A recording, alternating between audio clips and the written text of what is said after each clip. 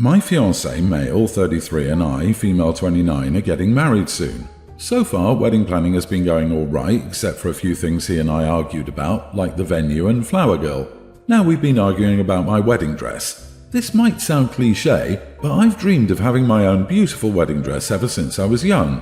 I can afford it, but my soon-to-be husband thinks it's not okay to waste a couple of thousands on a dress that I'm only going to wear once. Yes, he might have a point there, but for one, this is the typical price for wedding dresses, and two, because it's a once-in-a-lifetime thing, why not make sure it's special? Soon-to-be husband still wasn't convinced and suggested I rented a dress instead of buying one. But then he started saying that I'm being irresponsible with money and brought up how much money I've already put aside to rent a face. He means makeup, and wear fake hair. He means extension. Still, I have this vision of what I want to look like, so to speak, at my wedding, and I think that it's my right as a bride. I purchased the dress, but a day later, I found out that it was missing from my closet. I freaked out, but he told me he returned it and got the money back. I was shocked. I asked him why he did that, and he said he thought the dress was ridiculously expensive and that it was wasting money, and again suggested I go rent one. I blew up and went off on him, which I've never done before. He literally took a few steps back and told me to calm down. I said he had no right. I'm paying for the damn dress. He got upset and said that there's no I'm paying for it myself in marriage, and that my attitude is setting the tone for what type of dynamic we'll have in our marriage. He kept on saying I must expect him to pay for everything while I keep my money or spend it irresponsibly, but I never tell him how to spend his money. I responded that he gets zero say in how I spend my money whatsoever. He told me that I should grow up and stop with the dream wedding dress cliché, then stormed off to call his mom, who chewed me out, saying she won't let me ruin her son's financial stability with how I dealt with money generally. She too urged me to rent a dress or buy a cheaper one, way cheaper than the one I picked, and move on, but I declined. And yes, he still has the money and says he'll give it back once we agree to a solution. So, am I the idiot? Holy smokes, he literally stole from you and then called his mom to tell you he was right? Time to cancel the wedding. Girl, run, you don't want this. Consider it a bullet dodged. Let me put this delicately. Things are not going all right with your wedding planning. You gave many examples of your soon-to-be husband not respecting you, belittling and undermining your wants for your wedding, controlling how you should spend your money, and running to mommy when he doesn't get his way. You're lucky you're not married yet. I suggest counseling to make sure you're compatible, and will be happy spending your life with this pile of red flags. Agree, not the idiot, but please hold, pause, and press the button. You need to look into some serious red flags more closely before you get married. I'm begging you, look into this more deeply. Do not sweep this under the rug. I know we're taught that marriage is the end-all and be-all for women, but please do not rush into past indicators that this marriage might be a very pretty trap for you.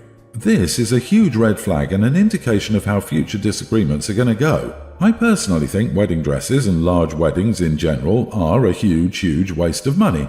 Of course, people are entitled to that opinion. However, you don't settle an argument by returning a wedding dress and then keeping the money hostage until the said person agrees. Marriage and finances are about finding common ground.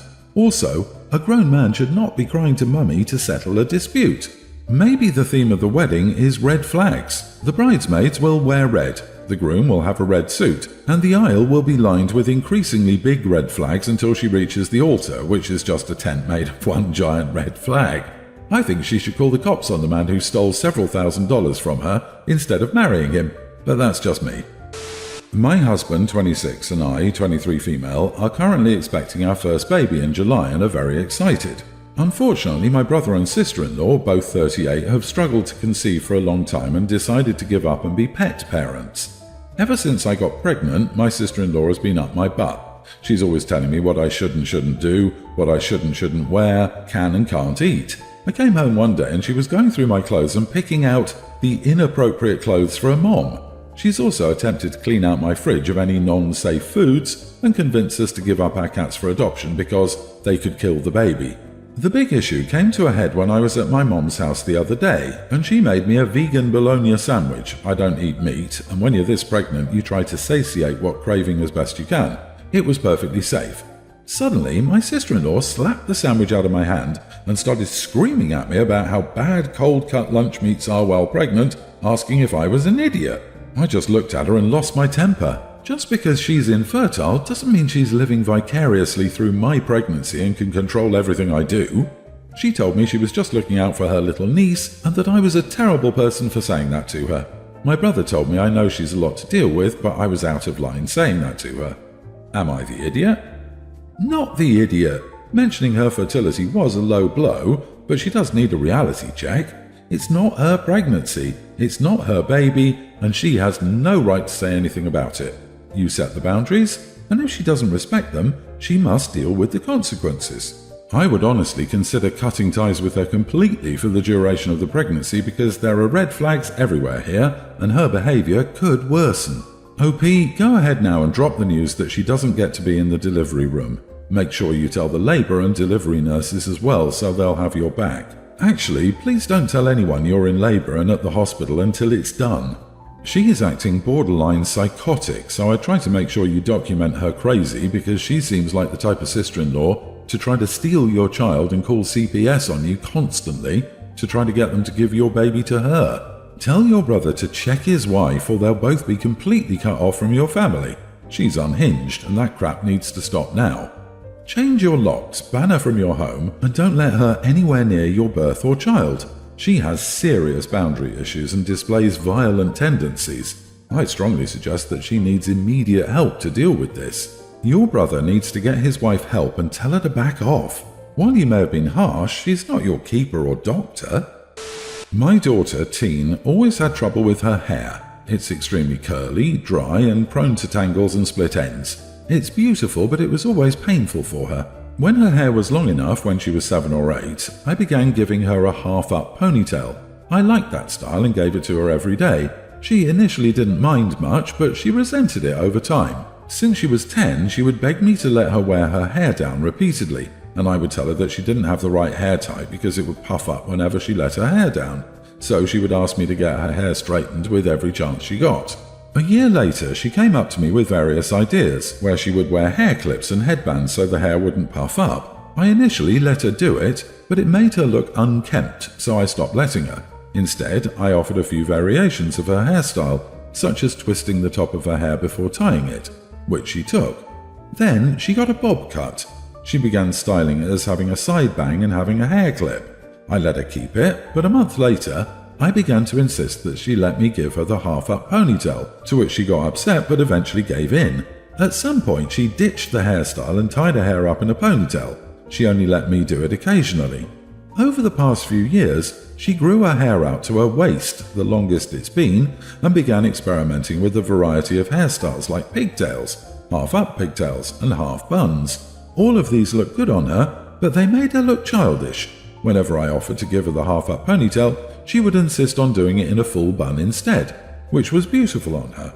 She's been asking for a pixie cut, but I didn't want to get her one since I was scared that it would puff up. So I told her that she could get a layered shoulder-length hair instead, to which she complied. After that, she began wearing her hair down, sometimes tying it up in a ponytail, and while it no longer hurts her and it looks good on her, her hair is still messy and curly. Finally, however, I stopped styling it and just let her do whatever she wanted. Today, I invited guests over. I had my daughter get ready. Everything was going well until I asked her to let me brush her hair. She asked me not to give her that hairstyle and I told her she was going to. I told her that I wouldn't let her strut around with her messy hair like that.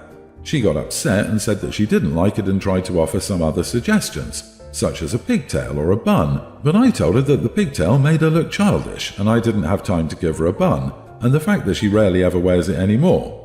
As I was styling her hair, she was on the verge of tears, and during the entire visit she gave me the cold shoulder. I'm starting to wonder if I took it too far, but I just wanted to look presentable. So, am I the idiot? You are the idiot. Curly hair isn't messy. Please stop trying to control how your teenage daughter styles her hair. It sounds like she enjoys her hair, and all you do is put her down about it. I wouldn't be surprised to find out if she has self-image issues or lacks confidence because of your parenting. Let her live her life. It's her hair and it's not hurting anyone. It's your daughter's body. She is not a doll for you to dress up. Wow, you are the idiot, like the biggest idiot. So during her childhood, instead of putting in the effort to learn how to care for curly hair, you just picked the easiest hairstyle for you, even though she ended up not liking it. That's just laziness on your part. Now she's a teenager, 2 years away from being an adult, and you think you still have the right to force her to wear her hair the way you want? You are a controlling helicopter parent. Let her do what she wants with her hair. She's going to anyway in 2 years when you'll have no say anymore. It would help if you were encouraging her to try all different hairstyles to find what she likes. She will likely never forget the amount of control you tried to have over her. It may not seem like a big deal to you, but it will to her, and will stick with her well into her adult years. You really couldn't take your daughter to a salon and talk with a professional about how to best take care of and manage her hair? All I could think reading this was, stop dry brushing it and learn how to take care of it. My 23 female sister, 27, got engaged about 2 years ago. I don't hate her. We were never the closest sisters due to our age difference, but we didn't hate each other. Her fiance, now husband, is a great man. I'm really happy for them. So fast forward to the wedding ceremony when the priest finally said, "Are there any objections?" I stood up and said, "I object," long pause, because this couple is way too cute for each other. I really just said it as a joke.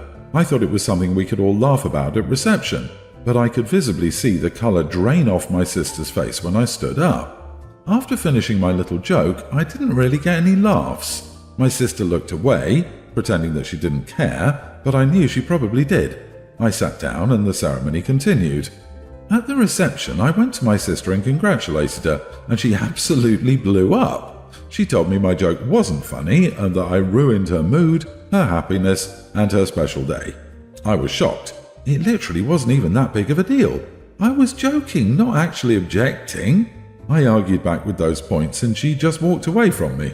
This morning, I woke up with tons of notifications from my family members saying I'm an idiot for doing that. But I think everyone was just overreacting. It was truly just a joke. So, am I the idiot? You are the idiot. Way to cause a scene on their big day. How desperate for attention are you? It literally wasn't even that big of a deal. Ah, the narcissist's words since time immemorial. You made her wedding about you. Then you interrupted the solemnity of a wedding service for a bad joke. Minister here, it gets worse. In some places, if someone objects during the ceremony, you're required to stop and investigate, even if it's a joke. Some officiants won't even continue the ceremony that day. OP could have literally derailed the whole wedding. You could have worked the whole objection due to the couple being cute into a speech about the couple into a much sweeter way. But no, you stood in front of everyone and acted like an idiot. You're a grown adult. You're 23. Act like it. You don't do this stupid stuff at a wedding, especially in the middle of the vows. Apologize and give her and her husband space because you done messed up majorly. My parents divorced when I was a baby. When my dad was single, he made sure we had stuff we did together. When I was 9, he met Kirsten and her 3 kids who were younger than me. Once they started seriously dating, he stopped making an effort to do stuff just us. Once they moved in, I couldn't even get in the car with him for a drive, just the 2 of us. I asked for some us time. He would say we could have us time with the other kids included or with everyone. I spent more time alone with Kirsten than I did with him, and that wasn't what I wanted. He spent a long time with each of her kids doing stuff like driving them places or watching a game, just him and one of them throwing a ball around. None of that extended to me for that one-on-one time. So I checked out while over there mostly, except for the times I would try to get some time with my dad. It was even more strained when they had 2 kids together because it was more people for him to be with. Of course, they get one-on-one time with him. I admit I resent Kirsten and the kids because he focuses more on them. He'll make time for them but not for me. He's shown up to more of her kids' stuff than mine since he started dating her. Kirsten doesn't like how checked out I am, she told me before, just to enjoy time with my family. I told her I didn't want them to be my family if it meant my dad had no time for me, but he never had that issue with them. She told me that could change if I moved in with them full time. I told her to buzz off and that I wouldn't leave my mom for someone who couldn't be bothered to make time for me. She said her kids all looked up to me and they deserve for me to treat them like siblings. I told her that she should have chosen a partner who didn't neglect his relationship with his kid in favor of hers. After that, I got into a ton of trouble. Kirsten and Dad told me to respect my mother at their house and told me I had no right to speak that way to anyone. A few months ago, I asked Dad if he would go to laser tag with me since I won 2 tickets. He said sure, then said he could buy tickets for the other kids. I told him to forget it and that I'd go with a friend. We fought, I stopped going to his house as much, Mom went to court to make it okay. They're planning their first family vacation for this summer, and they asked me to go with them. I've said no about 10 times now. They told me I should be with my family again, that I hardly ever see them now. I said it's how I prefer it. They said the kids had been excited about me being there and seeing me again, and now I would crush them. Am I the idiot? Not the idiot. Speaking as somebody from a family of divorce, what your dad did was wrong. You specifically asked to spend time with him one-on-one and he refused to do so. Adding to that, they said the kids had been excited about me being there and seeing me again, and now I was going to crush them. That's messed up. That's putting you in the middle and is completely unfair to you. I'm sorry you have to deal with this. Kirsten is an idiot too, but to a lesser extent. Instead of listening to what you said in an attempt to understand where you're coming from, she got mad and punished you. But let's also be real here. There's a very, very good chance the main reason she wants you on that family vacation is so you'll provide free babysitting for her gazillion other children. But don't forget the part where she wants you to move in with them full-time on the off chance that your dad magically decides to change. That sure sounds like more free babysitting to me. You're not wrong. They are trying to override your valid decisions with manipulative tactics. Don't let them continue to do this. He is not offering more time with him, he is offering you time with children you have no desire to spend time with, which makes no sense.